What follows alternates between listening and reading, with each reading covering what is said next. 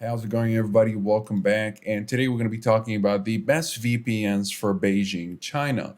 So before we begin, if you guys are interested in any of the VPNs mentioned today, be it Express, Nord, or Surfshark, you'll find links to special deals and discounts in the description down below, as well as full reviews if you'd like to learn more about these VPNs. So Beijing is the capital of China and one of the four municipalities in China. It is located northeast of Tianjin City on a plain near the mountains and surrounded by hills. The city has been an important political, cultural, and economic center for more than 2,000 years. It's the world's second most populous city with a metro area of almost 25 million people.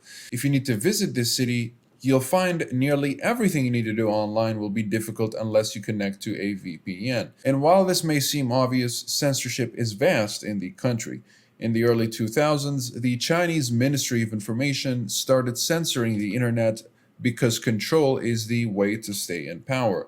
Curiously, the Great Wall of China is surprisingly similar to the Great Firewall of China. In other words, it is not one set of rules implemented by Beijing. Instead, the capital drives censorship nationally but carries it out locally. The Great Firewall of China automatically blocks anything critical of the government. In addition to censorship, China has pervasive government monitoring. They literally watch everything you say and do on the internet, as if controlling what you see isn't good enough. It is not a pleasurable experience to speak out against the government in most cases.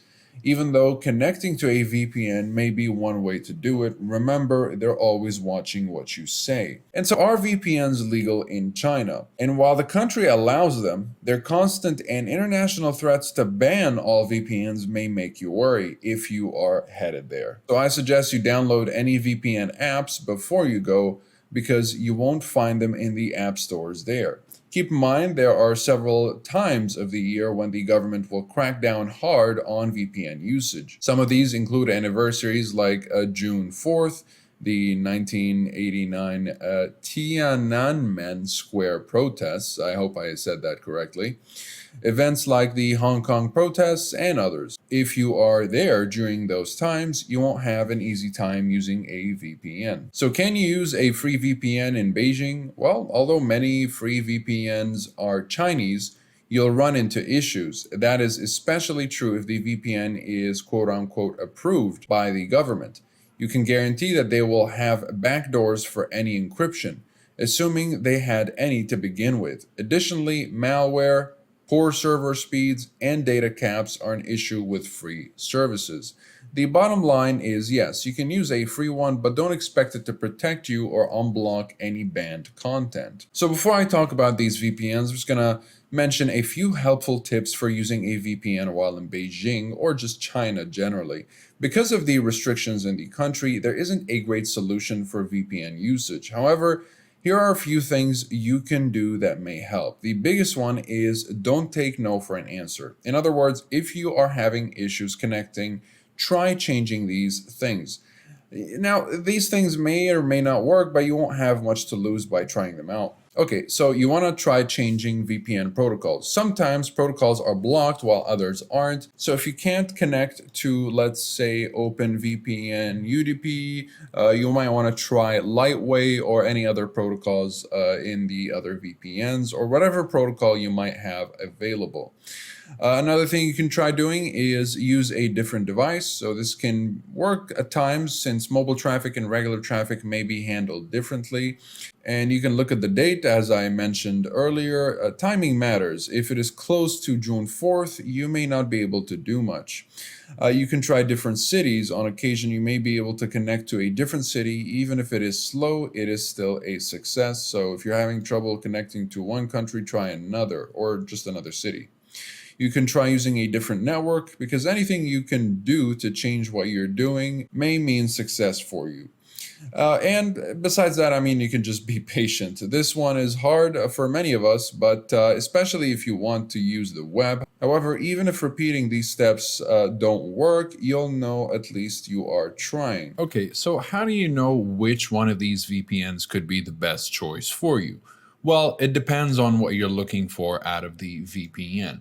Now, ExpressVPN has over 3,000 servers in 94 countries and will allow you to secure up to 5 devices per subscription. ExpressVPN has basic features such as the internet kill switch, which is called network lock and express, and split tunneling. Now, if you're not familiar with these, the kill switch will make sure that you're only connected to the internet when you're secured by the VPN. So if the VPN disconnects unexpectedly, it will also disconnect your internet connection, making sure that you don't connect back to the ISP's servers, making sure that you don't connect back to your internet service provider's servers, and only be connected through the VPN secured servers. Now, split tunneling will allow you to choose which applications are routed through the VPN and which are not. So you could only have, for example, your torrenting client routed through the VPN while the rest of your network is left intact or untouched by the VPN connection, or the other way around, where you could have select applications bypass the VPN connection while the rest of your network is secured by the VPN. Okay, so let's say you're looking for a VPN that is a little bit more budget friendly, and that would be NordVPN with over 5,100 servers in 60 countries. Now, even though NordVPN has 34 less countries than ExpressVPN, as you can tell, it is still quite the number at 60 countries. You'll be able to secure up to 6 devices per subscription though, and a whole bunch of security features such as specialty servers, as you can tell here, with dedicated IP, double VPN, onion over VPN, and peer-to-peer. And of course, you've got an ad blocker right here, and the very quick and best performing protocol, NordLynx. Keep in mind, when you switch to NordLynx, you will lose access to double VPN and dedicated IP. And unless you need these specific specialty servers, I would just recommend that you stick to NordLynx, which is a very quick protocol. In fact, so quick that you don't want to use anything else. Not only do you get the conventional kill switch, but you also get the app kill switch, which will close selected apps when you disconnect from the VPN or the connection drops, rather than disconnecting your entire connection as it is with the conventional kill switch. Split tunneling. You've got also custom DNS, which is an easy way to change your DNS, and obfuscated servers if you're in a censorship heavy country. Now, if you're looking for the most budget friendly VPN, that would be Surfshark.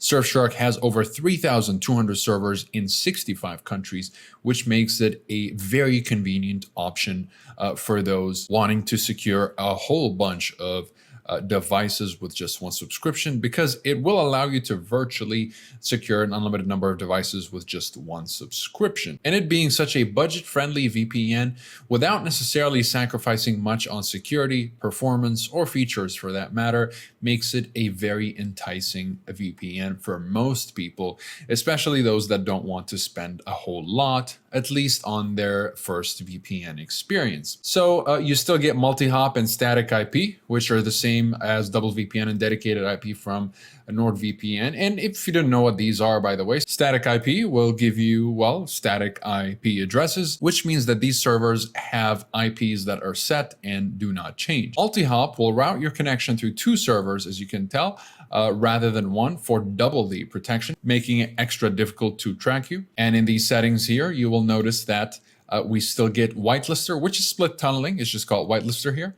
The kill switch, an ad blocker, as well as a handful of protocols. For the most part, you just want to use the best performing protocol. Again, that'll be the WireGuard protocol. It's so quick that you don't want to use anything else. You've got IKEV2, which is a good protocol. It's pretty quick. Extra security will be offered by OpenVPN, both UDP and TCP, and Shadow Socks will help you reach banned websites if you're in a censorship-heavy country, though it will only secure your browser traffic, so keep that in mind. And No Borders mode will help you bypass the Great Firewall of China if you are in China or any other censorship-heavy country for that matter. And, you know, if you notice that ExpressVPN doesn't really have any obfuscated kind of options here for obfuscation and whatnot, that's because ExpressVPN actually has obfuscation on by default. It's always on, and you don't have to go through any sort of configuration or toggle any kind of option in order to turn it on. All you have to do is download it, and it will work whether you're in China, outside of China, in any other censorship-heavy country. It doesn't matter. That's, of course, part of the ease of use with ExpressVPN. So that'll be it for this video, guys. Keep in mind that all these VPNs are covered by a 30-day money-back guarantee. So no matter which VPN you decide to go for, you will be able to claim the refund. Let me just show you guys very quickly. So if I go ahead and get ExpressVPN, you'll notice that all these VPNs, it says there are 30-day money-back guarantees on them. So even if you just go for the 1-month plan, you will be able to claim the refund through the 24/7 live chat support. By the way, it's the same with NordVPN and Surfshark. All you need to do is hover over the bottom right and you'll be able to access the live chat support, the 24/7 live chat support, where they will help you with your refund or any other question you might be having about these VPNs. Again, you'll find links to special deals and discounts in the description down below for all of these VPNs. And you'll also find full reviews that'll give you more of an in-depth look into the privacy policy, speed streaming, and torrenting capabilities, as well as security and features. So be sure to check those out if you guys are interested. That'll be it for this video.